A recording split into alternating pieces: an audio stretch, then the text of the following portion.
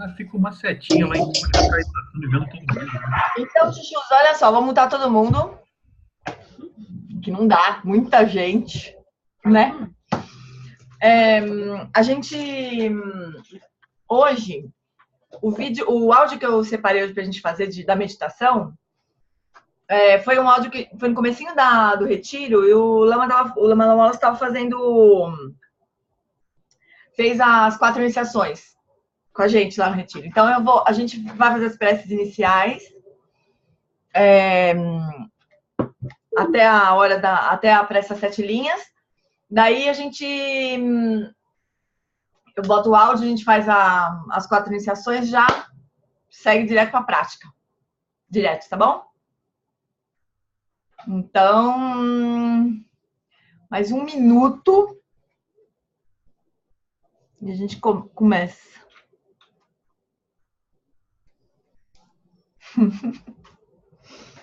Tá bom. Então, Andrei, vai começar.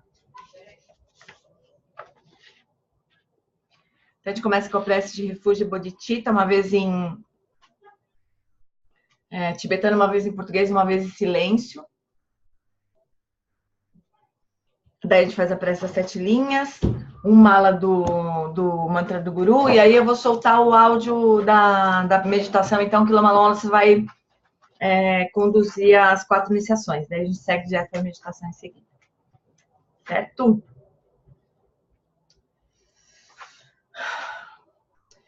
Namo lama deshe dupe ku concho sungi ranjila Dagando dru semchenam janchu adu kyapsuchi. Namo.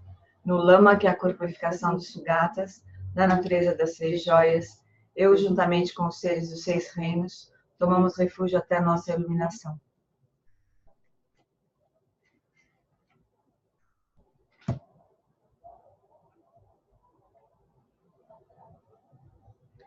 Semke droa kondom tu lama sangye drupneni ganla gando trinle ki droa dancha. Para o benefício de todos os seres, eu faço surgir o espírito de despertar e cultivo a realização do lama como Buda.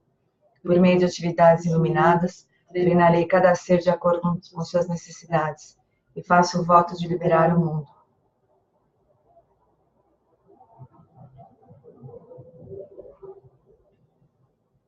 Hum again yugi no jansam pema gesar tompola Yatsen chogi adromye pema jone shesoya Kordo kandrom pekur kiki jesu dadruki Jenge laptir sheksu so guru pema siddhi. Na fronteira noroeste de Adiana, no coração de um lótus, está sentado aquele renomado como Padmasambhava, que alcançou o espantoso Supremo Siddhi e está cercado por uma hoste de muitas daquinas. Seguindo suas pegadas, dedico-me à prática. Por favor, aproxime-se e conceda suas bênçãos. Guru Pema Siddhi Ho. Uma Hum Beza Guru Pema Siddhi Ho. Uma Hum Beza Guru Pema Siddhi Ho. Uma Hum Beza Guru Pema Siddhi Ho. Uma Beza Guru Pema Siddhi Ho.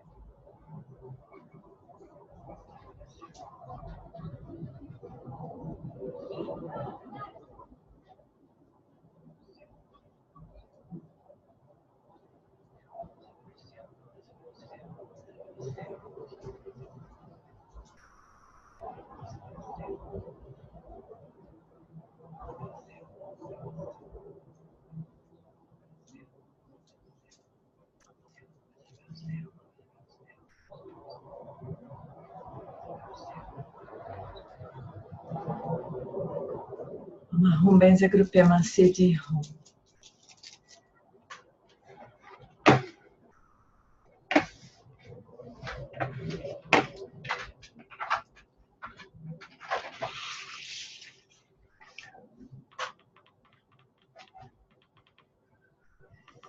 Let's continue in meditation. Vamos seguir em meditação. Holding the visualization of Guru Padmasambhava, space in front of you. Sustente a visualização de Guru Padmasambhava no espaço à sua frente. Having recited the 7-line prayer, the refuge in Bodhicitta, Depois de recitarmos a prece das 7 linhas, prece de refúgio de Bodhicitta. and let's take the 4 empowerments. E vamos receber então as 4 iniciações. Requesting first the body empowerment, the vasa empowerment. Recebendo primeiro a iniciação do corpo, a iniciação do vaso. From the white Om at the Guru's forehead, imagine a cascade of white light emanating from the seed syllable, entering your own forehead, suffusing, permeating your body, purifying your body of all obscurations, and sowing the seeds for realizing Nirmanakaya. Uma sílaba Om na fronte de Guru Rinpoche. Imagine uma cascata de luz branca que entra pela sua fronte, inundando o seu corpo de luz, purificando todos os obscurecimentos e plantando a semente da realização do Nirmanakaya.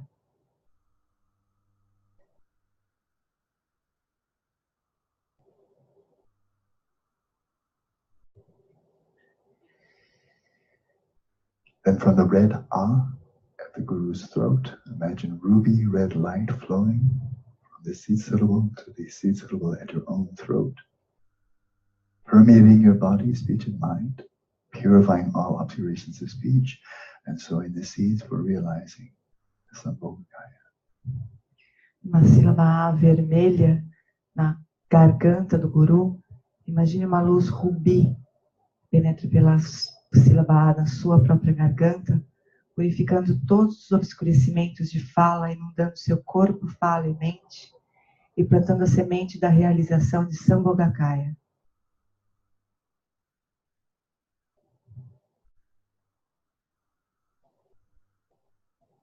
Then from the blue Om at the Guru's heart, imagine indigo light flowing from the seed syllable to the Om at your own heart, permeating your body, speech, and mind, purifying all obscurations of the mind, and sowing the seeds for the realization of Dharmakaya. E de uma sílaba Hum no coração do Guru, imagine uma luz azul índigo, entrando pelo seu coração, na sílaba Hum no seu coração, permeando corpo, fala e mente, eliminando todos os obscurecimentos de mente e plantando as sementes da realização no Dharmakaya.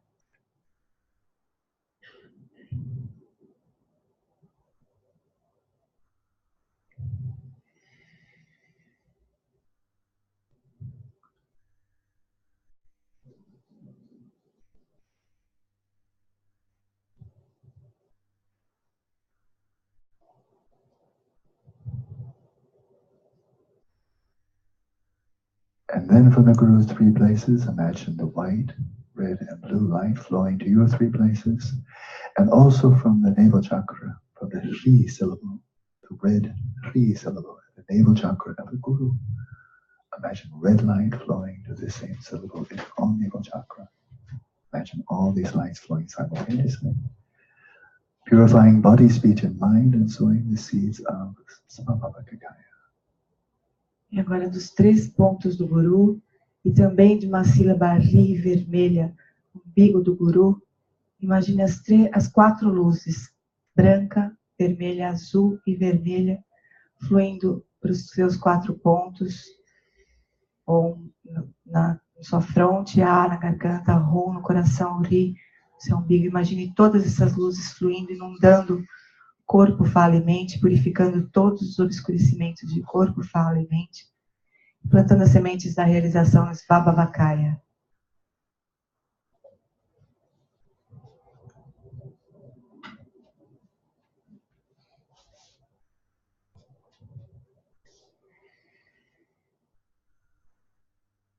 And then at your invitation, imagine the Guru blissfully coming to the crown of your head, diminishing in size.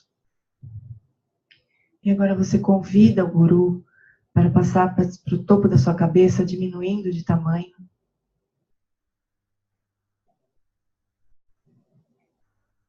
Imagine the Guru now just above the crown chakra, facing forward.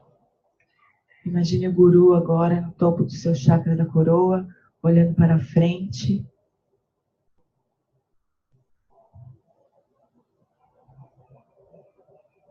And imagine the Guru's form melting into light, dissolving into your Avaduti, the central channel. Agora imagine que o Guru se dissolve em luz e se dissolve no seu canal central, Avaduti. Coming to rest in your own heart. E repousa no seu coração. Imagine that your own body, speech, and mind have become indivisible from the body, speech, and mind vajra of the Guru. Então seu corpo e fala e mente se transformam, se tornam indivisíveis do corpo, fala e mente vajra do Guru.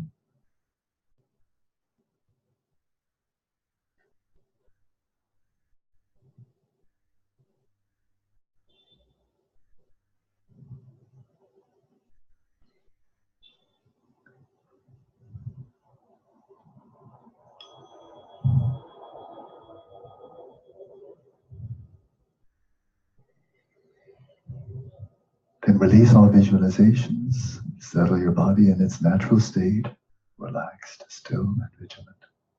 Agora libere todas as visualizações e estabeleça o seu corpo no estado natural, relaxado, imóvel e vigilante.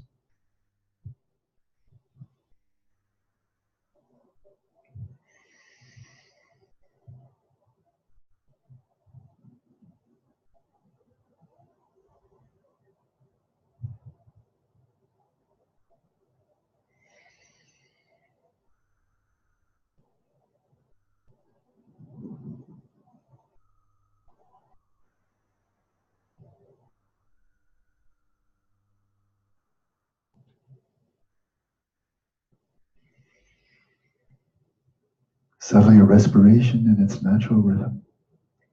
Estabeleça a respiração em seu ritmo natural.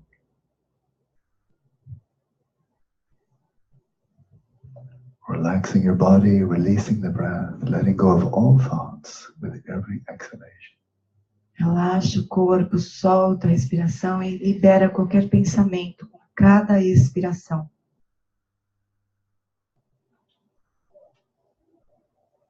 And simply allow the next breath to flow in effortlessly and unimpededly. E apenas permita que a próxima inspiração aconteça naturalmente, sem esforço e sem nenhum impedimento.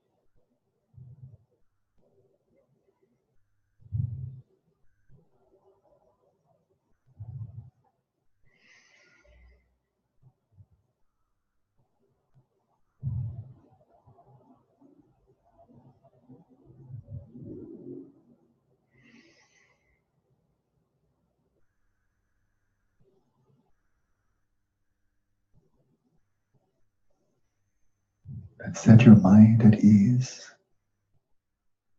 E deixe sua mente à vontade. Releasing all grasping. Let your awareness come to rest in stillness.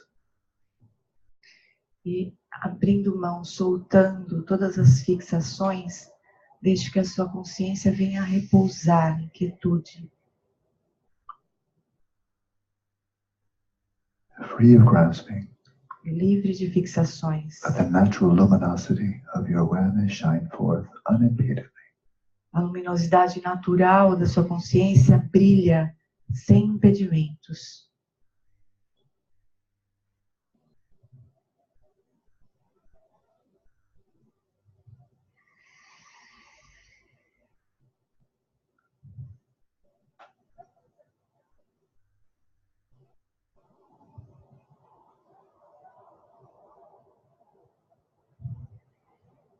Rest your awareness right where it is without directing it outwards or inwards. Deixe que a sua consciência repouse no lugar onde ela está, sem direcionar para dentro ou para fora.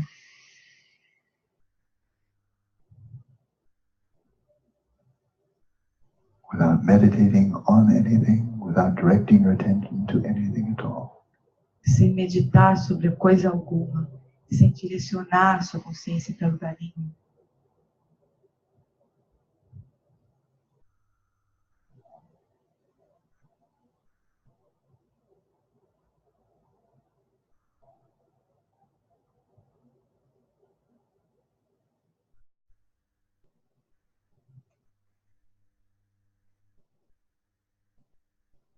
While resting your awareness in this way, be aware of your awareness that is resting at ease, in stillness, and in clarity. E enquanto você permite que a sua consciência repouse dessa maneira, tenha consciência de que a consciência repousa em quietude e em claridade e clareza.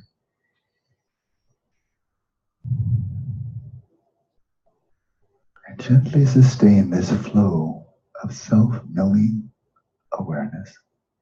E apenas sustente esse fluxo que conhece a si mesmo, que sabe que está consciente.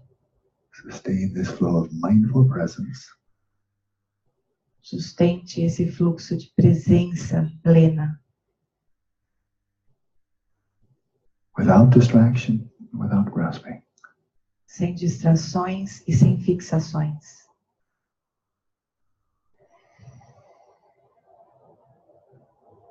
Without distraction means let your awareness remain still without being drawn away to any appearances or objects of the mind.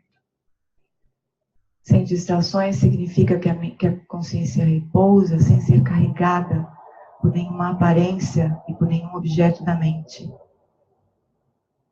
Resting your awareness without grasping means resting utterly at ease without identifying with any of the thoughts, feelings, desires, emotions that arise in the mind. E deixar que a consciência repouse sem fixações significa não se identificar com nenhum pensamento, emoção, desejo que surge na mente.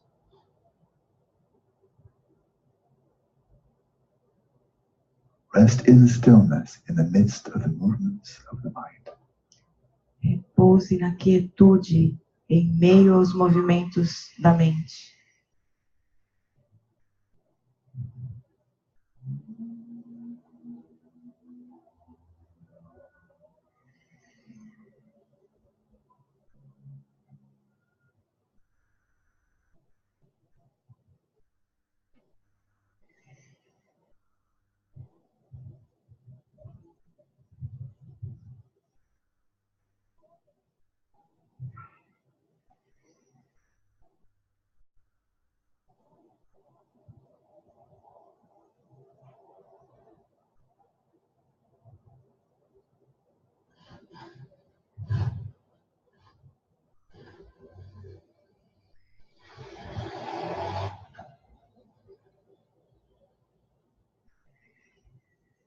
And now we begin the main practice for this session.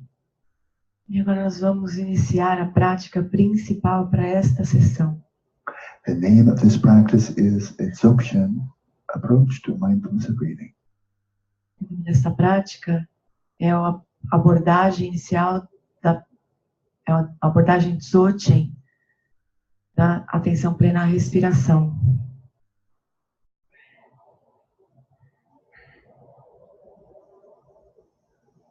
In this practice, we primarily simply rest awareness in the flow of being aware being aware. Nesta prática, nós simplesmente sustentamos um fluxo da consciência de estarmos conscientes.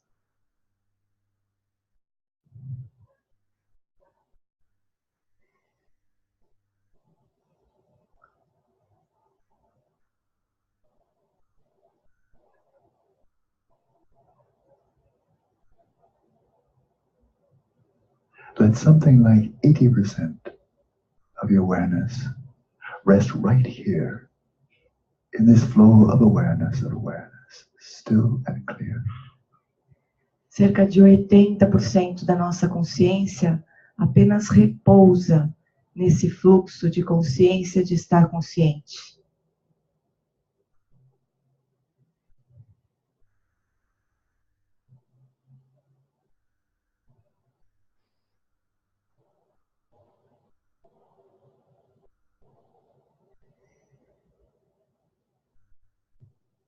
While sustaining this stillness of your awareness,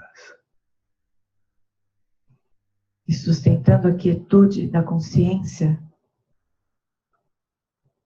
with your peripheral awareness, simply note effortlessly the rhythm of the respiration. e perifericamente, apenas tenha consciência do ritmo da respiração. From breath to breath, simply noting the duration of each in and out breath, whether it is relatively long or short. E a cada respiração, apenas note a duração de cada inspiração e de cada expiração, se ela é longa ou curta. Your awareness does not need to move, it can remain still. Sua consciência não precisa se mover, ela pode permanecer quieta. For the sensations of the respiration will rise up to meet you effortlessly. As sensações da respiração virão ao seu encontro.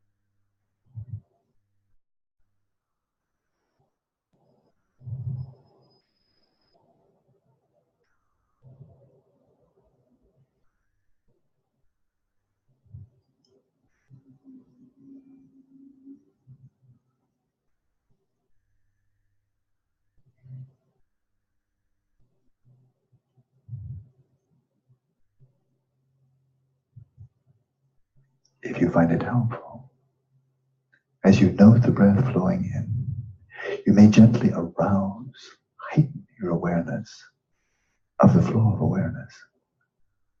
Se você achar útil, a cada inspiração, você pode intensificar, elevar a consciência de estar consciente. And as the breath flows out, you may relax, release the awareness into space. A cada expiração, você pode relaxar, soltar a consciência no espaço, Arousing and relaxing with each in and out breath. intensificando e relaxando a cada inspiração e a cada expiração. Primarily sustain the flow of awareness resting in its own place, knowing itself.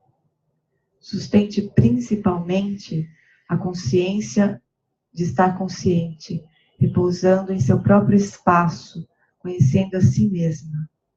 And let's continue practicing now in silence. E agora nós seguimos em silêncio.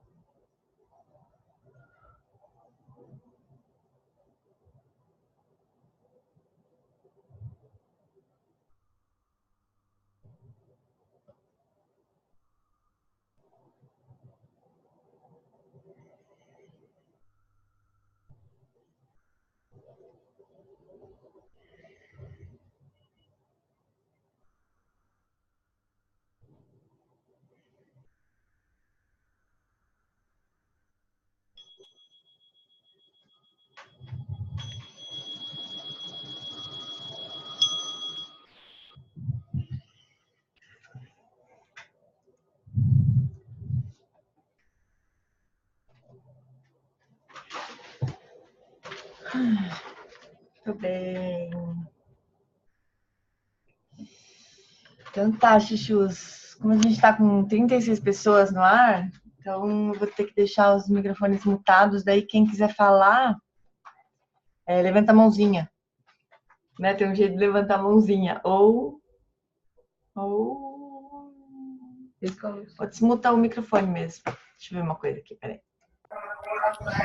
Se quiser. Pronto. Então, quem quiser falar, fazer pergunta, alguma coisa assim, só levantar a mãozinha, encontrar o lugar onde levanta a mãozinha, eu vou ver ali, ou simplesmente libera o microfone. Tá bom? Bom, com relação à prática, a prática de meditação que a gente acabou de fazer, essa é uma prática, não é uma prática inicial de Shamatha, né? É uma abordagem Dzogchen na prática de Shamatha. Então, é uma prática de consciência da consciência. A gente procura manter a consciência simplesmente presente, consciente de estar consciente, e usa a respiração como se fosse uma boia. Às vezes eu já ouvi o Lama falar. Como se a gente ficasse principalmente sustentando a consciência da consciência, mas tipo com a mão na respiração, na boia, assim, né? Para não se perder completamente. Então, só o suficiente para notar o ritmo, a duração da respiração.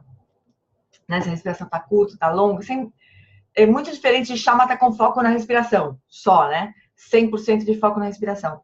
Nessa prática, ele fala 80% de foco na própria consciência, 20% de foco na respiração, né?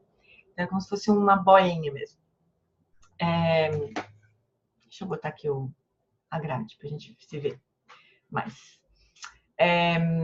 A gente no SEB, agora no SEB São Paulo, a gente está estudando na segunda-feira o Revolução da Atenção, né, que acabou de lançar, a editora Vozes acabou de lançar a tradução nova do Revolução da Atenção.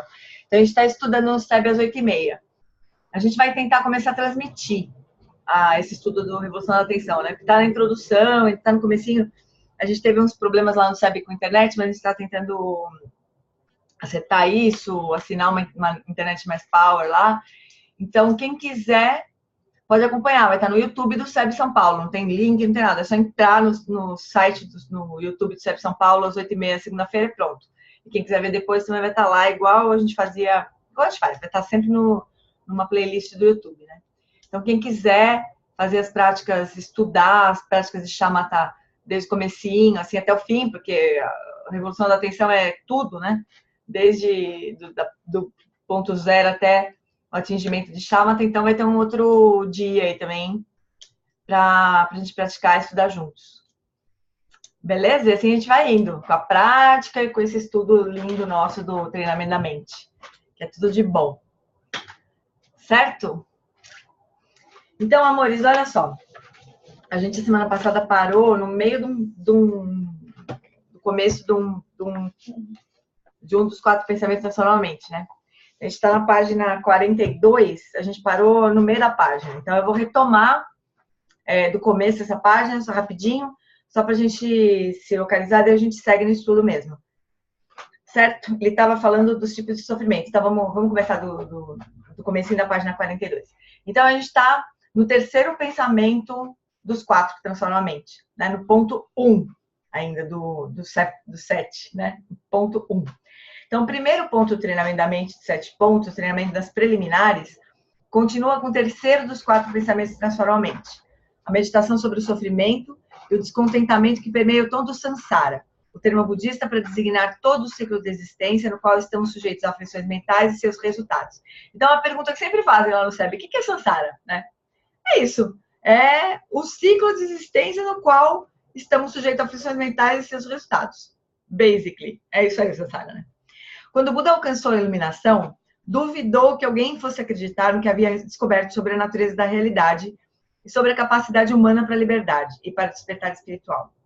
O Buda deixou Bodhigaya, o local de sua iluminação, dirigindo-se para Sarnath, em busca de seus 5 antigos companheiros com quem meditou e praticou austeridade por 6 anos. O Buda os considerou bons candidatos para compreender o que ele revelaria. O primeiro ensinamento do Buda não foi sobre a felicidade. A primeira coisa que ensinou a seus antigos companheiros foi a realidade do sofrimento. Porque essa é a distinção, né, entre samsara e iluminação, basicamente. Então é daí que ele começou. Primeiro, reconheça a realidade do sofrimento. Há tanto que falar sobre a felicidade, por que falar sobre o sofrimento? Todos achamos que sabemos muito sobre o sofrimento. No primeiro ensinamento do Buda em relação ao sofrimento e à natureza da existência, ele removeu a camada superficial da forte tendência habitual de negar o sofrimento. Reconheça o sofrimento, disse o Buda, e prosseguiu delineando os níveis sutis de sofrimento.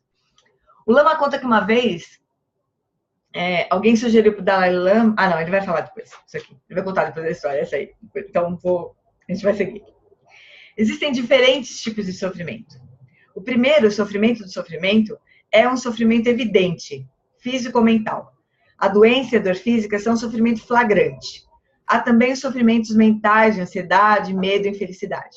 Então, esse é o sofrimento que a gente está acostumado a chamar de sofrimento, né? Aquilo que a gente reconhece. A gente vê alguém com dor, alguma coisa no corpo, a gente reconhece rapidamente como sofrimento. Ou então alguma dor mental, uma ansiedade, uma inquietação, ou uma doença mental, a gente também reconhece como sofrimento. Isso é o que a gente geralmente reconhece como sofrimento. Por mais óbvio e onipresente que seja o sofrimento flagrante, tendemos a negá-lo. Os jovens observam pessoas de meia idade, suas aflições, e pensam, isso é problema deles. As pessoas de meia idade veem os idosos em asilos e pensam, isso é para pessoas idosas. Habitualmente pensamos que o sofrimento flagrante relacionado a doenças e envelhecimento é algo que acontece apenas com outras pessoas. Outras pessoas adoecem, perdem emprego, sofrem acidentes de carro. A negação é a garantia tranquilizadora e falsa de que o sofrimento que aflige outras pessoas não nos atingirá. Né? Há uma história sobre um aborígene australiano que foi preso e detido por roubo, julgado e condenado. Quando ouviu que a pena por roubar era forca, ele gritou, vocês não podem me enforcar. Forca é para as pessoas brancas. Elas sim estão acostumadas com isso. Da mesma forma, tendemos a pensar que a doença e a velhice são para as pessoas que estão acostumadas a isso. Não para nós, obviamente. Então, não é que a gente nega o sofrimento quando a gente está vendo o sofrimento no outro. A gente nega que isso vai acontecer com a gente em algum momento, né? A gente vive como se isso nunca fosse acontecer. O desapontamento também está incluído no sofrimento do sofrimento. O sofrimento ocorre quando queremos muito alguma coisa e não conseguimos obtê-la. O sofrimento também ocorre quando temos algo que realmente queremos, mas o perdemos. Por exemplo, você pode estar totalmente apaixonado pela sua cara metade, muito feliz. Então ele ou ela diz, eu não gosto mais de você. Adeus. O resultado é o sofrimento flagrante. Não querer algo e obtê-lo e não conseguir livrar-se de algo que você não quer também são sofrimentos flagrantes. O primeiro ensinamento do Buda em Sarnath diz respeito aos sofrimentos flagrantes da doença, velhice, morte e das muitas variedades de desapontamento aos quais tendemos a pensar que somos magicamente imunes. Mas o sofrimento flagrante é apenas a ponta do iceberg do sofrimento. Recentemente, que não é muito recentemente, né, que é no tempo que o Lama estava escrevendo esse livro, membros do Mind Life Institute tiveram uma discussão com o Dalai Lama sobre possíveis temas para a conferência seguinte com cientistas ocidentais. Não sei se todo mundo sabe, mas o Mind Life Institute é essa organização criada pelo Dalai Lama para facilitar e para manter a conversa com os cientistas, né? E todo ano tem um tema, desde os anos 80. Então, teve um ano que eles estavam lá discutindo. E um dos temas sugeridos pela essa entidade foi comparar a visão ocidental e a visão budista do sofrimento. Parece interessante, não é? Mas a resposta da sua entidade foi que os cientistas e psicólogos cognitivos ocidentais geralmente se concentram apenas no sofrimento flagrante, enquanto a visão budista é de que o verdadeiro problema do sofrimento é algo que os ocidentais não consideram ser um problema. Por isso, descartou o tema. Vai entender o Dalai Lama, né? Mas acho que ele pensou que ia ser difícil aprofundar, né? Que a gente ia ficar nessa superficialidade, assim, do que a gente reconhece como sofrimento. Existem dois níveis mais profundos na taxonomia budista do sofrimento. O nível que vem após o sofrimento do sofrimento é o sofrimento da mudança. Os estados que experienciamos de prazer, felicidade e gratificação produzidos por estímulos dependem dos eventos funcionarem de um jeito e não de outro, e são considerados estados de sofrimento. As coisas acontecem do jeito que você quer ou não, e de uma forma ou de outra você sofre. Essa é uma das visões que renderam aos budistas o rótulo de mal-humorados. Como é que as coisas, ao seguirem seu caminho natural, podem ser sofrimento? porque é algo mais profundo. O que os budistas estão apontando é que, quer você obtenha algo que deseja e agarre-se a isso, quer você se livre de algo que não quer, ou evite algo que você não quer que aconteça, todos esses eventos são condicionados e sujeitos à mudança. São impermanentes, né? Em outras palavras. Os budistas estão muito interessados nas fontes, e não apenas nos efeitos. Os prazeres produzidos por estímulos não são considerados fontes de felicidade genuína. Então, vou ler de novo, porque eu me engasguei aqui. Os budistas estão muito interessados nas fontes e não apenas nos efeitos. E os prazeres produzidos por estímulos não são considerados fontes de felicidade genuína. Dirigir um Porsche, livrar-se de um incômodo ou desfrutar do fato de sua casa não estar em chamas provém de uma fonte de felicidade genuína? Se algo é uma fonte genuína de felicidade, o aumento da duração e da frequência desse estímulo deve resultar em mais felicidade. Mas com que frequência isso acontece? E por quanto tempo? Então ele sempre fala que alguma coisa que seja verdadeiramente fonte de felicidade, quanto mais a gente tiver, mais feliz a gente vai ser, né? Todo mundo que beber daquela fonte vai se sentir feliz. E em qualquer momento que a gente beber daquela fonte, a gente vai se sentir feliz. Então a gente consegue apontar alguma coisa que não seja... que atenda esses 3 requisitos. A série está falando para a gente colocar o endereço do CEP São Paulo depois no... Eu não sei, mas eu vou mandar para vocês por e-mail. É só entrar no YouTube e procurar CEP São Paulo. Vai chegar o endereço do YouTube de CEP São Paulo, né? Mas depois eu coloco para todo mundo. Então, a análise budista do prazer parece sombria. O Buda disse que, embora os prazeres dependentes de estímulos possam produzir um bem-estar relativo, eles não preenchem os requisitos para serem considerados fontes de felicidade genuína. Por exemplo, o monge tibetano Pauden Gyatso passou 33 anos em um campo de concentração controlado pelos comunistas chineses.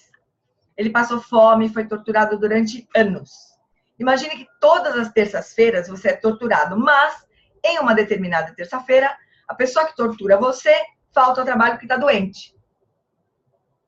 Então você recebe uma mensagem na sua cela. Eu não vou poder torturar você hoje porque não estou me sentindo bem. O que você sentiria? Felicidade? Em um campo de concentração, quando alguém lhe traz comida podre que caiu no chão, qual é a sua resposta? Felicidade? É felicidade. Comparativamente ao não ter comida, você fica feliz. Mas de uma perspectiva fora do campo de concentração, parece que todos lá dentro estão sofrendo o tempo todo. Inclusive na terça-feira, em que o torturador faltou porque estava doente. Porque mesmo no dia em que não foi torturado, Pauden Gyatso ainda passou fome. Mas dentro do campo de concentração, havia dias bons e dias ruins. Conseguir um pouco de lixo para comer faz com que esse dia seja bom. De fora do campo de concentração, poderemos dizer que a perspectiva do prisioneiro é limitada. Essa metáfora é de lascar. Porque para o Buda, essa é a nossa situação. A gente está num campo de concentração. O que a gente acha que é felicidade, que é porque na terça-feira o bendito do torturador estava dodói e não foi, né? Para o Buda, não é felicidade isso, para nós é. O dia que tem comida podre para comer e a gente não vai passar fome, para nós é felicidade. Para o Buda não é. Então essa é a nossa situação no Sansara, para os Budas. Nos ensinamentos budistas, do ponto de vista do indivíduo que atingiu a realização da verdade absoluta, tudo o que experienciamos é sofrimento. Ontem, eu vi um videozinho, deixa eu começar a anotar aqui, as coisas que eu vou ficar devendo, daqui a pouco eu vou estar devendo, já estou devendo, né? Deixa eu anotar aqui rapidinho. O Yangtze, do Lama Yeshe, que era o Lama, que era mestre acho que era mestre mesmo, do Lama Zopa, né? Ele renasceu no México, né? Desculpa, na Espanha, Lama Ocel, é o nome dele. E ele casou com uma brasileira e mora no Brasil agora. Então, bem de mestre nós aqui no Brasil, né? Então, o Lama Ocel, ele vive postando coisas interessantes no Facebook. E ontem ele postou um vídeo, talvez alguém tenha visto, porque tinha uma versão em espanhol também desse vídeo. Não tem texto, é só imagem.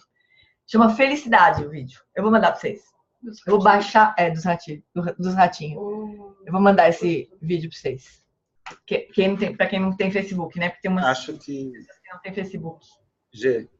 Daniel. Quem tá falando? Daniel. Daniel, fala, amor.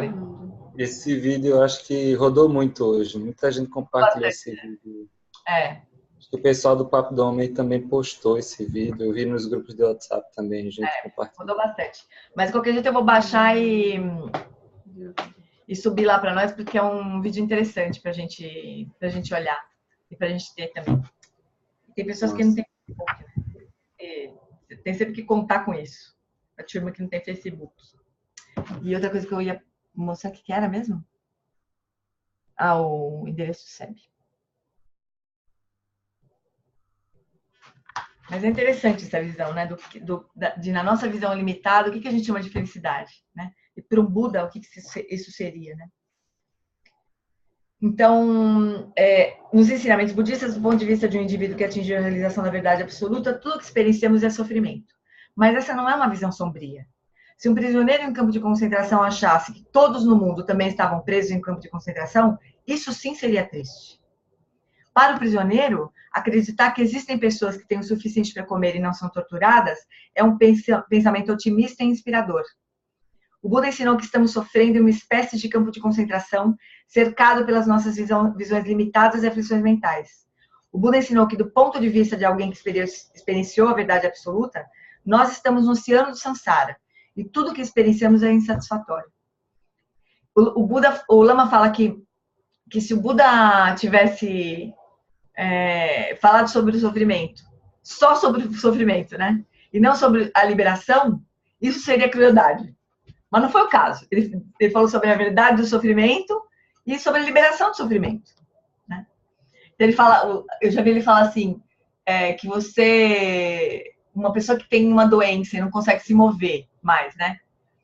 E você fica falando para ela, né, que ela não pode se mover, e ai que pena, tem tanta gente que pode andar, não sei o quê. Se essa pessoa não tem a menor condição de se recuperar, isso é uma tremenda crueldade, né? Mas se ela tem condição de se recuperar, e você mostra para ela pessoas que estão andando, ou você mostra para ela os tratamentos que ela vai fazer, isso é inspirador, né? Não é desesperador. Então, essa é a situação nossa aqui com o Buda, né? A posição budista é que o que consideramos prazer é meramente uma atenuação relativa da insatisfação. Não há nada de errado com a felicidade que vem do prazer dependente de estímulos, mas da perspectiva budista, esses estados de felicidade são meramente uma atenuação fugaz do sofrimento. Quando um estímulo agradável é removido, a mente retorna ao seu estado habitual, um estado aflito, um estado de sofrimento. A verdadeira fonte de sofrimento é mais profunda, encoberta por atenuações temporárias. Isso é de matar, né? A gente precisava ler isso todo dia, que a gente está se sentindo mais felizinho e acha que não precisa praticar, né? Toda vez que a gente acha que está um pouco lá com o pezinho no reino dos deuses. Precisava ler isso aqui. Essa história do campo de concentração da comida podre e do torturador que falta, porque fica dodói. Podemos testar a hipótese budista de uma forma simples. Em situações de privação sensorial, em que os estímulos são removidos, o tédio, uma forma sutil de sofrimento mental, se instala. Aqui tem aquela história do estudo da Universidade de Virgínia, né? Que botaram as pessoas na sala, uma sala sem nada para fazer, e a única outra coisa que eles podiam fazer, além de nada, era se aplicar eletrochoque.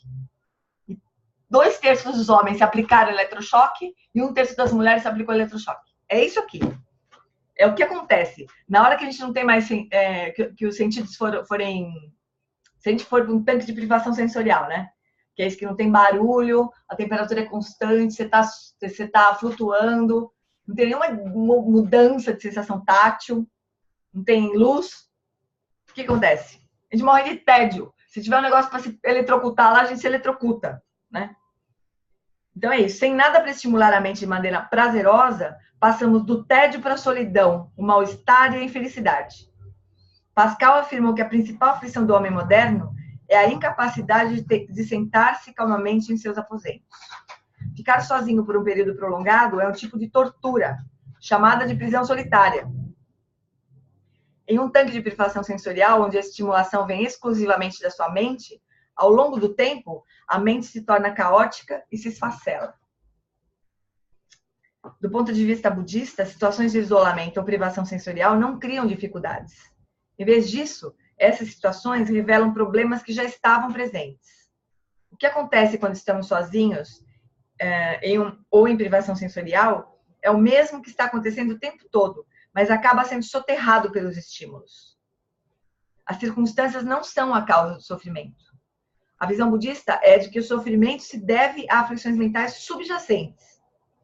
Nós mergulhamos no tédio, mal-estar, tristeza, ansiedade, depressão, quando os estímulos são interrompidos. Não porque somos animais sociais, não porque temos corpos, mas porque a mente está aflita, embora não intrinsecamente de maneira imutável. O que surge como sofrimento quando o estímulo é removido é a natureza aflita da mente, o que os budistas chamam de sofrimento da mudança. Com relação à natureza aflita da mente, o sofrimento da mudança, todo o resto é sintoma. O ensinamento do Buda de que o prazer causado pelos estímulos é simplesmente uma atenuação do sofrimento nos leva a investigar a raiz do sofrimento de forma mais profunda. Então, quando a gente remove todos os prazeres que a gente está acostumado, superficiais, sobra aflição, não sobra uma paz. Quando é comum praticante entrar em retiro e passar mal quando a coisa começa realmente a acalmar. A pessoa começa a passar mal. Aí se frustra. Nossa, eu passei o ano inteiro programando esse retiro, tirei férias. E agora eu tô aqui passando mal, quero me matar, quero sair daqui correndo, quero fazer alguma coisa. Quero meu telefone, pelo amor de Deus. Né? É isso, porque por baixo de toda a estimulação estão as aflições mentais, que vão junto com a gente pro retiro. O sofrimento flagrante, sofrimento é óbvio desde que você não esteja em negação. Compreender o sofrimento da mudança exige uma investigação mais profunda. O próximo nível de sofrimento é o sofrimento da existência condicionada que tudo permeia, ou o sofrimento fundamental da vulnerabilidade, que é ainda mais profundo. Somos profundamente vulneráveis devido à natureza do nosso modo de existir. Neste momento, não há nada que nos torne imunes ao sofrimento vivenciado em campos de concentração. A camada de pele que separa o meio ambiente do nosso sistema nervoso tem micrômetros de espessura. A questão sobre que proteção podemos ter contra as inúmeras situações que causam sofrimento e medo demonstrou ser um beco sem saída para muitos grandes pensadores que argumentam que as coisas são assim mesmo. Somos mesmo dessa maneira. Seres humanos sofrem porque são humanos. Outro argumento é que os seres humanos sofrem porque a natureza não pode ser controlada. Não conseguimos controlar o tempo, então envelhecemos, sofremos, morremos, independentemente do tratamento médico que recebemos. É assim que é. O sofrimento faz parte da realidade. Como Sigmund Freud observou, somos feitos de tal maneira que só podemos obter intenso prazer por contraste e muito pouco pelo estado de coisas. A infelicidade é muito menos difícil de experienciar. Então, a gente tem esses três tipos de sofrimento, né? O sofrimento existencial, esse sofrimento que tudo permeia, o Lama falava que é aquele sofrimento que a gente não sabe, que a gente sente porque não sabe de onde veio, porque veio, para onde vai, porque que vai. Aqui ele não vai contar a história do trem, né? Mas é como se a gente estivesse num trem, a gente se dá conta, daí pode ser que em algum momento a gente se dá conta que está num trem, né? Que a nossa vida é como se fosse um trem. Aí a gente está ali no trem. A gente não sabe para onde que o trem está indo. A gente não lembra em que estação que a gente subiu no trem. Não lembra de onde que está vindo, né? De repente o trem para, entra alguém, arranca alguém, joga fora do trem, né? E ninguém sabe bem por quê. E deve ter um momento que alguém vai entrar e vai arrancar a gente do trem. E a gente também não sabe por quê. Então, essa situação, né, que é existencial, que para transcender vai precisar de um ensinamento que seja transcendente realmente, né? Esse sofrimento é o sofrimento que tudo permeia. Ainda que tudo esteja bem, né? A gente está apertado pelas 4 montanhas, né? do nascimento, do envelhecimento, da morte, da doença e da morte. Né? A gente está apertado pelas 4 montanhas. Esse é o nosso sofrimento basal, vamos dizer assim. Alguém quer comentar alguma coisa? Tá todo mundo muito deprimido para comentar alguma coisa. É dureza ficar falando de sofrimento, né? Mas pensa que esse pensamento transforma a mente, né? Ele tá aqui pra gente ter a vontade de pular fora, né? Pra gente se dar conta de onde a gente tá, pra gente não se enganar. Quando tudo estiver bem, assim, tiver tudo sob controle, a gente fala, ufa, que vida boa minha, né? Que delícia, tá tudo tranquilo. Ah, ainda bem que a confusão já passou. Aí tem que vir e ler esses trechos aqui, pra gente não perder tempo. Pra gente continuar praticando por melhor que a gente pareça que esteja, né?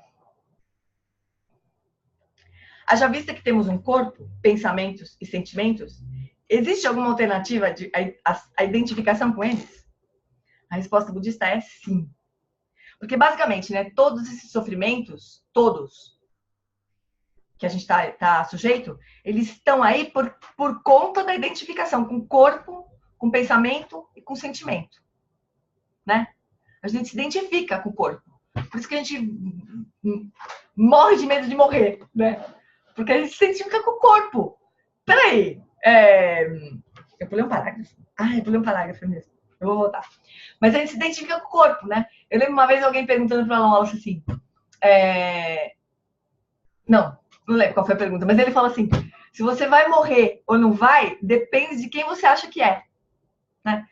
Se a gente acha que é esse corpo, essa mente, que pensa desse jeito, que acha não sei o que, a gente vai morrer. E sofre, né? Eu pulei um parágrafo. A pedra angular, tá ali na página 46, no finalzinho da página 46. Deixa eu tomar uma aguinha aqui, só um minutinho. A garganta está indo para o saco. O duro desse modelito do Zoom agora, aqui eu falo, né? E vocês precisam se animar de comentar quando tiver alguma coisa para comentar. Não se inibam. Levanta a mão, grita, faz qualquer coisa. Apaga a luz. Apaga a luz. Pisca a luz. A pedra angular da filosofia ocidental, os humanos sofrem porque são humanos, é, na visão budista, uma não resposta, decorrente de uma análise incompleta. A gente não sabe o que fazer, então a gente fala assim, é assim mesmo. Não é? A gente não faz isso normalmente. Quando a gente não tem saída, solução, faz... é assim mesmo. Né?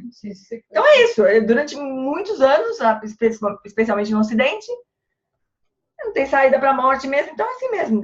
É assim mesmo. Fazer o quê, né? Ser humano é assim. A análise budista da vulnerabilidade resulta na hipótese extraordinária de que sofremos porque nos identificamos ou nos agarramos firmemente aos constituintes de nossa identidade pessoal. Este é meu corpo, esses são os meus desejos, meus pensamentos, minhas ambições, meus medos, minha história, minhas pessoas que eu gosto, minha família, meus amigos. Esse sou eu. A gente se identifica com isso. Daí a gente vai morrer. Claro que a gente vai morrer. A gente vai perder tudo. Claro que a gente vai perder tudo. A gente precisa se desidentificar dessas coisas todas e se identificar com a nossa consciência. Essa prática de consciência da consciência é para isso. É para a gente entender quem que a gente é de verdade, né? É a coisa mais interna, assim, é o nosso ser mais íntimo, que está antes do corpo, do pensamento, dos sentimentos, do gosto, não gosto, blá, blá, blá, blá, blá. É com isso que a gente vai precisar começar a se identificar. Né? Com o céu, não com as nuvens, aquela história, o mar, não com as ondas, todas aquelas metáforas lindas. Haja vista que temos um corpo, pensamentos, sentimentos, existe alguma alternativa à identificação com eles? A resposta budista é sim. Realize a natureza de sua própria mente, identidade, compreenda a natureza do seu próprio corpo e com a espada do insight, corte a raiz do sofrimento. Suspeito que isso é o que o Dalai Lama tinha em mente quando recusou o sofrimento como um tema para o encontro sobre a ciência da mente entre o Ocidente e o Oriente.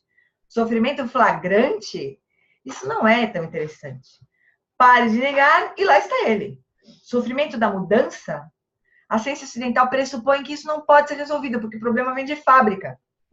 Sofrimento da vulnerabilidade, que o budista considera como sendo a chave do sofrimento, nem é reconhecido no Ocidente. Por que temos o sofrimento da vulnerabilidade? Porque nos fixamos ao corpo, às nossas identidades, ao eu, muito profundamente. A chave está dentro de nós. Mônica Delgado. Por conta do eu, a interação, né, com a realidade comum se torna difícil. Pois todos se relacionam com a nossa identidade, mulher, mãe, filha, profissional. Quando uma desses papéis e identidades deixam de operar, resta aquilo que você não sabe. E vem o sofrimento. Exatamente. Quando as identidades vão caindo uma depois da outra, a gente vê isso nas pessoas mais velhas, né? As identidades vão caindo todas. Ainda no Brasil, do jeito que a gente maltrata os velhos, né? A gente escanteia os velhos, as identidades vão caindo. Sobra nada. Aí o que acontece? Deprimem, se matam. A maior índice de suicídio no nosso país é idosos. Tem coisa mais triste que isso? Os idosos chegarem no fim da vida se matar. Porque todas as identidades caíram. Aí eles vão... Tô falando eles, mas nós, né? Se a gente bobear, é isso que vai acontecer com a gente. A gente pode não se dar conta, porque a gente tem muitas identidades operando agora. E sempre que cai uma, surge uma outra. A gente se agarra em alguma coisa, né? Sempre é assim. A gente sei lá, perde um emprego, se agarra em outro, corre pro SEB, se agarra na identidade de budista. A gente fica se agarrando nas identidades, porque a gente não aguenta ficar sem identidade nenhuma operando, né?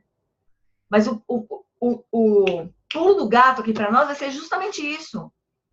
Deixa as identidades morrerem. Ou brinca com as identidades, né? Entende que elas vão morrer. E aí a gente vai ficar com o que sobra. Aí o que acontece? Se a gente tem refúgio, se a gente tem um refúgio forte,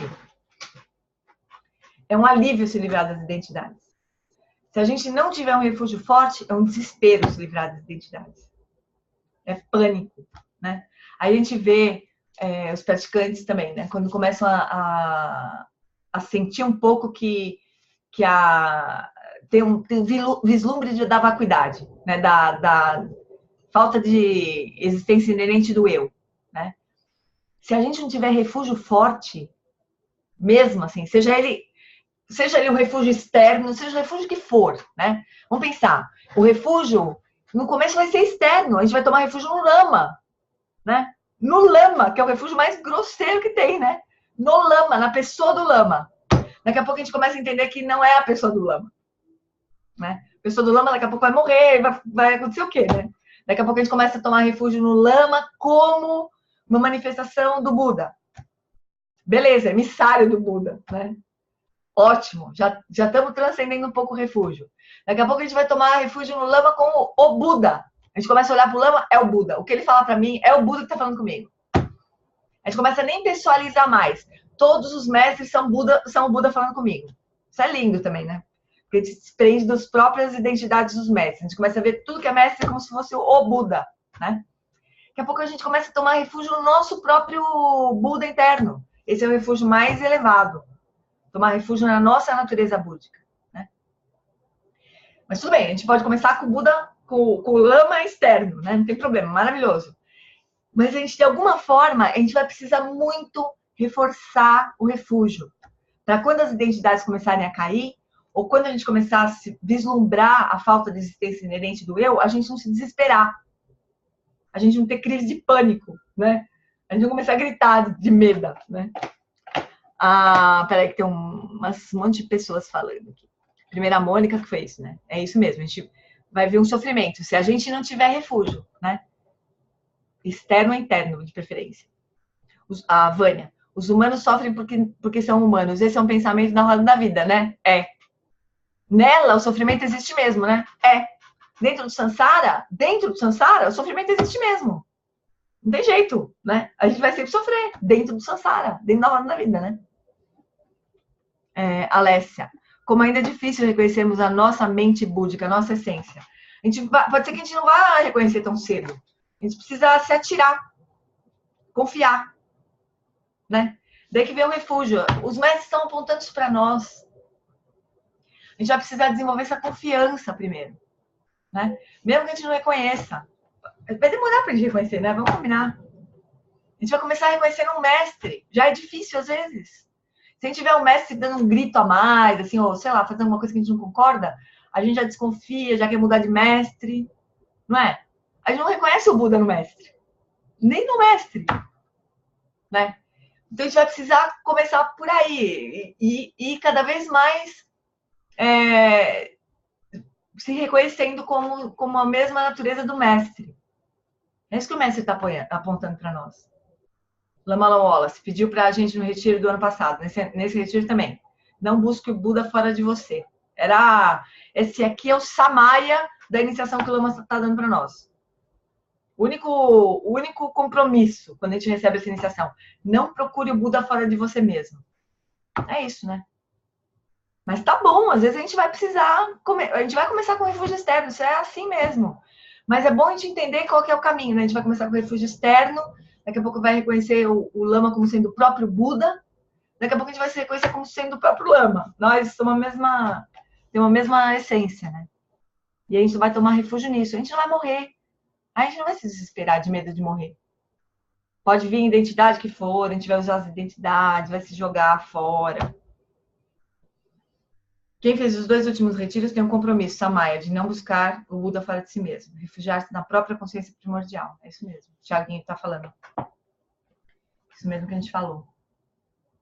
Se a gente não fortalecer isso, a gente vai ter medo de morrer. Né?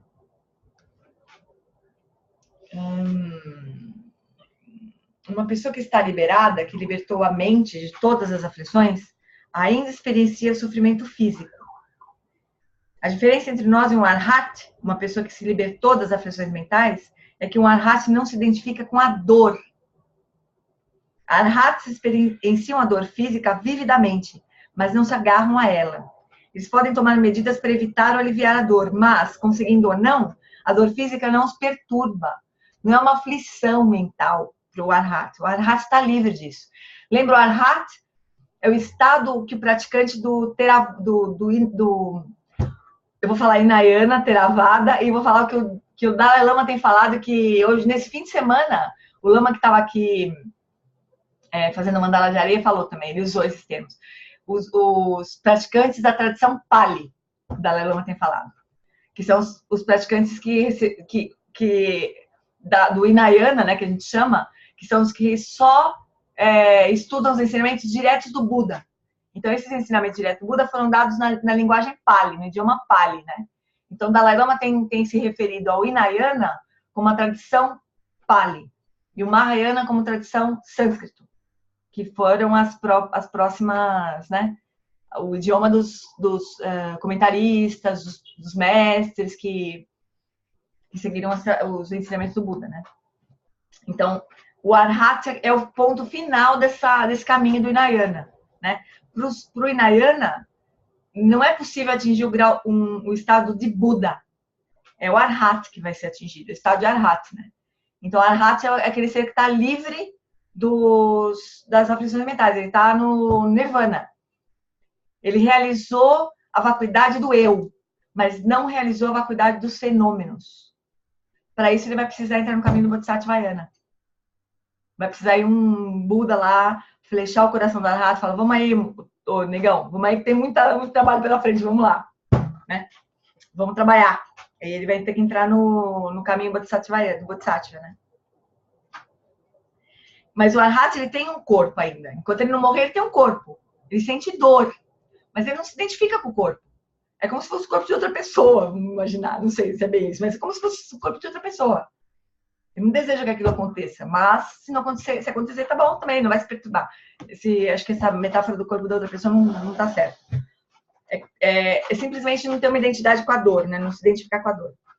Superficialmente, o Arhat que está livre de sofrimento mental pode parecer para nós, que não temos essa realização, um ser entorpecido e desconectado, em um estado de anestesia existencial. Um Buda que está completamente desperto manifesta o paradoxo de estar livre de sofrimento e também presente de forma não dual com as alegrias e tristezas, esperanças e medos de outras pessoas. Um Buda desfruta da felicidade imutável. o estado fundamental da consciência além da dicotomia de dor e prazer produzidos por estímulos. A mente de um Buda foi purificada de todo o obscurecimento. E a partir da sua própria natureza, naturalmente surge a felicidade imutável, como fonte de água pura que brota da terra. Então, essa felicidade genuína, né, que o Lama fala no livro Felicidade Genuína, é isso que ele está se referindo. Né? Esse estado que surge da mente do Buda, que está livre de todos os obscurecimentos e que transita no Sansara. O Arhat não transita pelo Sansara. Ele está aprisionado no Nirvana. Está repousando no Nirvana, preso no Nirvana. Com a remoção dos véus que recobrem a felicidade livre de condicionamentos da natureza de Buda, a demarcação absoluta entre o eu e o outro se desfaz. A barreira desaparece. É por isso que os Budas são conscientes do sofrimento dos outros, de suas esperanças e de seus medos, de toda a situação, e ao mesmo tempo não se separam da pureza e da felicidade de sua própria consciência. A mente de um Buda não bloqueia nada, e nada é inibido. E é por isso que a consciência de um ser desperto é frequentemente descrita como inimaginável. A gente não tem como... A gente pode fazer o maior esforço para entender como é que é a mente de um Buda, mas não vai rolar, né? Enquanto a gente não chegar lá, não dá nem para entender, né? O Lama Santen faz uma metáfora do... Ele usa a metáfora do vovô brincando de futebol com o neto, né? Ou do vovô que o neto chega com o pirulito cheio de areia porque caiu no chão, sofrendo, chorando. Aí o vovô entende o sofrimento do neto, né? Lava o pirulito. Mas aquilo não perturba, né? Mesmo. O avô fala, pirulito, imagina, o que é isso, né? O que pode ser isso, né? Então ele não sai daquele estado de tranquilidade. O Buda é igual, ele vai olhar o sofrimento da gente se esbatendo, feito louco, né? E vai meio que dar risada da gente, né? Darcy está falando aqui. Tem a história de um Arhat que fez de tudo para seduzir a mãe, que era muito orgulhosa dele, até que um dia ela cedeu, já que o filho era um santo para ela. Quando ela cedeu, ele subiu no telhado e contou para toda a aldeia o que havia acontecido. O que aconteceu com o orgulho da mãe? Eu nunca escutei essa história, Darcy. Você está perguntando para mim? Ou você está dizendo que isso foi um meio hábil do Arhat? Fala, criatura. Fala, criatura. Abre o teu microfone. Quem contou essa história foi o Lama Santen. Tá, mas como é que é a história? Ele seduziu a mãe, depois subiu no telhado e falou para todo mundo que ela... A história era o seguinte, que a mãe tinha um orgulho exagerado e achava ele um santo, não sei o que, parará. E ele, frio, assim, de uma maneira extremamente cortante, era uma própria espada, a compaixão zero. Ele subiu, ele fez, até que ela cedeu. Afinal de contas, o filho era um santo. Aí ele subiu no telhado, chamou a aldeia inteira e falou assim, ela cedeu para mim. Aí o orgulho dela foi está mostrando a posição de mente do Arhat. Então, o Thiago está perguntando aqui se era um Arhat ou se era um Vidyadhara, porque isso para mim parece história de Vidyadhara. Parece um manjur. Tá bom, então substitui do Arras para o Vidyadhara. Faz muita diferença, porque qual que é a diferença? É que o Arhat, ele não... Se isso foi um meio hábil, né? Se realmente não foi para destruir a mãe, né? Foi para destruir o orgulho. Então, para destruir o orgulho. Parece Vidyadhara. Tá pra certo. Mim parece Vidyadhara. Parece alguém que tem uma sabedoria muito ampla, que enxergou que aquilo ia acabar com a ignorância da mãe. Porque quem não tem essa visão... Thiago tá certo. Melhor não fazer nada disso, né? O Thiago está correto, vocês estão corretos. Vidyadhara. Eu tô achando que tem mais cara de sabedoria de Vidyadhara mesmo, né? Sabedoria de Buda Verde, isso aí. A Mogassidi cortando, né? Isso é da paixão, Porque o Arhat, o que acontece com o Arhat nesse caminho, no caminho Pali, vamos chamar agora, vamos aderir direito, não falo dizer direito. Caminho Pali, né? Cada um segue o seu caminho, né? Não tem ações muito... Eu acho que não tem ações muito cortantes para o outro se livrar do obscurecimento. Eles não acham isso. Eles acham que o caminho é aquele que o Buda ensinou. Cada um vai trilhar aquele caminho e vamos aí. E vamos atingir a liberação do sofrimento, né? Não a iluminação.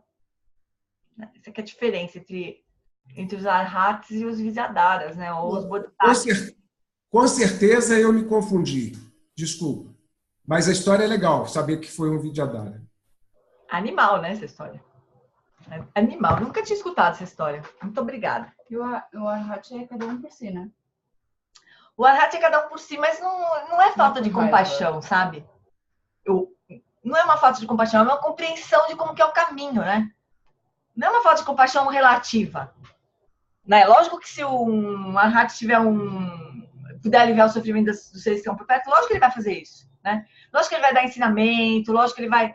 Mas não é bodhicitta, assim, não tem nem sentido falar em bodhicitta, porque não tem a ideia de atingir a iluminação, de se transformar num Buda.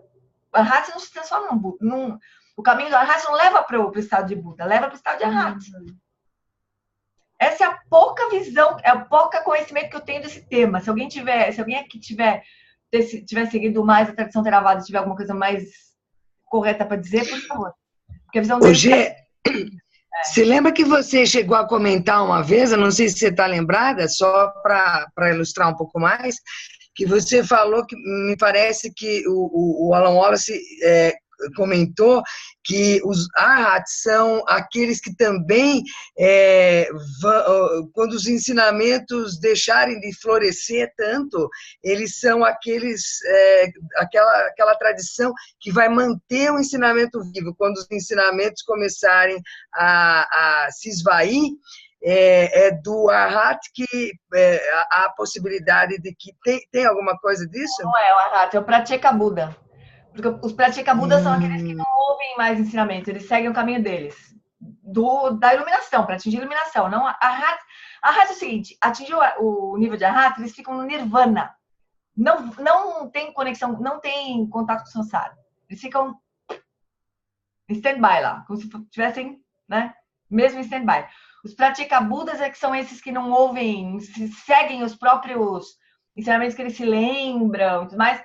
E quando o Lama Wallace contou essa história mesmo, quando os ensinamentos desaparecerem, os pratyeka Budas vão ser os que vão fazer barbaridades, assim, para trazer de volta os ensinamentos do Buda, né? O Thiago está falando que se a memória não falha, a mãe dele atingiu a realização depois disso. Ou no mínimo, né, que ela merecia, né? Depois de ter tomado essa entortada do filho. É isso, o arhat ainda ele não tem a visão da possibilidade da iluminação. É isso, né? Não tem erro dentro do caminho do Pali, né? É isso, o caminho para eles é esse, ponto final é que ele chegou, acabou. Só que eles não estão iluminados, então eles vão entrar no caminho do Bodhisattva para atingir a iluminação, de um jeito ou de outro. Vai demorar muito, né? Por isso que a gente não deveria aspirar a atingir o Nirvana. Por isso que esse ensinamento, este livro, é para cultivar bodhicitta, não é para cultivar a liberação. É para cultivar bodhicitta, porque senão a gente perde tempo. Os arhats passam de um lado do Vajra para o outro. Não tem a realização Vajra como um todo. Exatamente. Eles têm uma realização Vajra do eu, mas não dos fenômenos. Então, eles ainda têm dualidade, né? Tem Samsara ou Nirvana. Eles não atingiram o grau de um só sabor aí.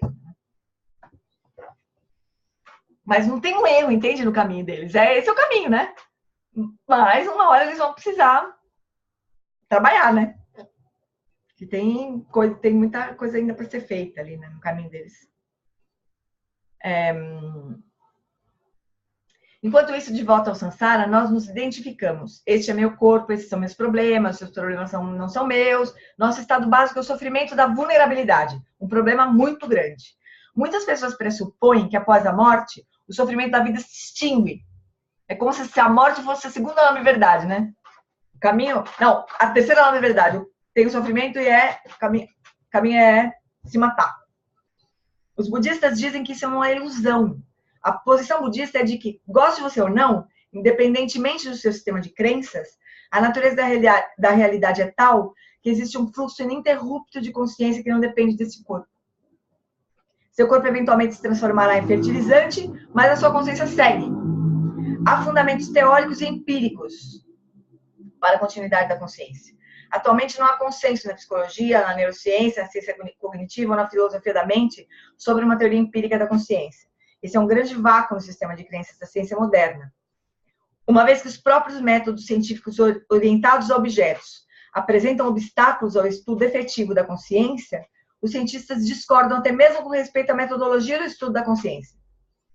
Existem alternativas aos métodos ocidentais para o estudo da consciência. O filósofo da ciência, Thomas Kuhn, observou que, para que ocorra uma mudança de paradigma, não basta ver que o paradigma presente é falho. É importante apresentar uma alternativa coerente, que explique o que se conhece e que torne inteligível o que antes não havia sido explicado. Então, ainda que pareça para alguns cientistas que não existe, que a teoria da ciência moderna, as teorias todas da ciência moderna não explicam a consciência, eles ainda não encontraram, não entendem que existe um outro paradigma possível de ser comprovado. Então, não vai acontecer mudança, né? Se você tiver um barco furado, sua situação não ficará melhor se for resgatado por um navio que esteja afundando. E também não irá adiantar nada, não irá adiantar nadar até ele. O que você precisa é de um outro barco, de preferência um que não esteja furado. Caso contrário, será melhor ficar onde está. A hipótese budista é a de que... nós não vamos terminar esse capítulo hoje também. A hipótese budista é a de que, da mesma forma como na teoria científica da conservação da massa e energia, há a conservação da consciência. A consciência não surge da massa e energia, mas a consciência é condicionada pela massa e energia, ou pelo cérebro, mais especificamente, né? O cérebro, as faculdades sensoriais, o sistema nervoso e o ambiente condicionam os estados de consciência. Assim como a massa e a energia assumem formas diferentes, gasosa, líquida ou sólida. Os ensinamentos budistas explicam que, sob diferentes condições, a consciência se manifesta de diferentes maneiras. Além disso, a consciência não é um subproduto da matéria, nem surge ex nihilo, a partir do nada. Uma extensa explanação do princípio budista da conservação da consciência pode ser encontrada no capítulo A Contemplative View of the Mind, uma visão contemplativa da mente, do Alan Wallace. Engraçado, eu não sei onde está esse texto, mas seria interessante, né? Localizar. Vou tentar localizar esse texto. Amore, você acha que a gente vai parando por aqui hoje? Já são quase 9, né? E a gente segue. Segunda-feira a partir daqui. Deixa eu pegar minha... Onde estaria a minha lapiseira? Onde estaria meu estojo? Nossa, olha. Depois eu acho. G. Oi, amor. Quem fala? Fala, Dan. Eu acho que é Daniel.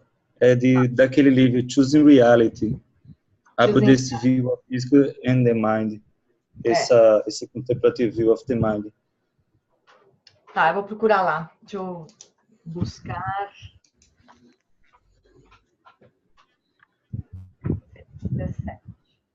Se alguém encontrar e quiser me ajudar a encontrar isso, se você tiver o Choosing Reality aí e quiser me ajudar a encontrar, agradeço. A gente vai parar justamente aí, certo?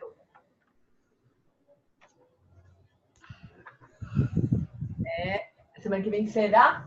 Que dia seria? 5 de dezembro. A gente precisa terminar o primeiro ponto antes do fim do ano, né? A gente parou na página 49. Menos, né? Para começar bodhicitta logo no dia para parar nas festas. Parar nas festas? Que dia que é as festas? Eu acho que não, porque, ó, Natal cai segunda-feira. A gente podia continuar, senão, vamos continuar. Vamos seguir. Vai ter uma semana que eu não vou estar aqui, que vai ser em fevereiro só. Final de fevereiro, inclusive. Até lá tocamos. Senão a gente vai né, a gente vai ficando muito, vai demorando muito. Certo, Jesus? Todo mundo bem? Página 49 a gente parou. Certo? A visão budista. justamente depois da referência 7, essa que a gente vai tentar encontrar. Certinho? Então vamos lá, chuchus. Vamos fazer a prece de longa vida ao Lama, Alan Wallace e o dedicação. Tempa ando je chan chen ye kun sanjin pe makarai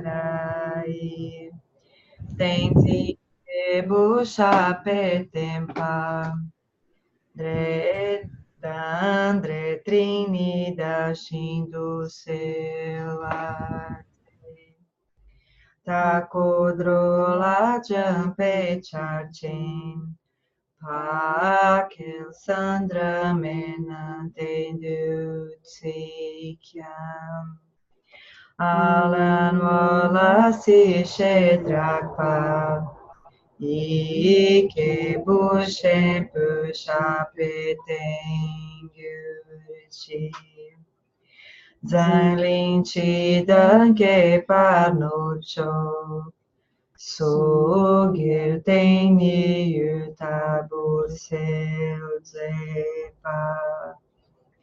Lobon Keki Kutse Zetrin Yedro Cantar Pela Sutri Parze. Aqueles que sustentam os ensinamentos do professor Sakyamuni, do grandioso Vajradhara e de Padmasambhava, que guarda todos os segredos dos vitoriosos, possam suas vidas ser longas, e possam eles iluminar os feitos do Buda como o sol e a lua.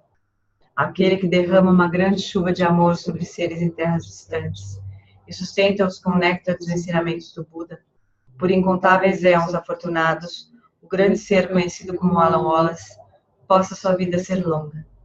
Em Jambuvipa, em geral, especialmente no Ocidente, você ilumina os ensinamentos dos vitoriosos como o sol e a lua. Ó Mestre, possam sua longevidade e seus feitos ser muito extensos, e possa você guiar todos os seres em seu caminho para a liberação.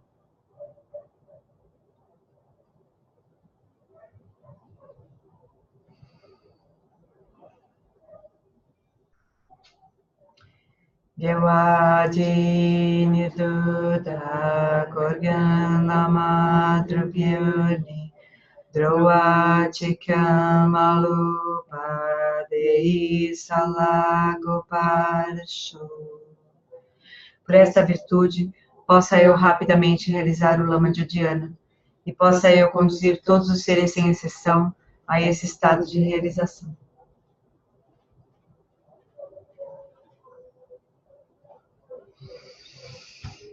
Muito bom, chuchus.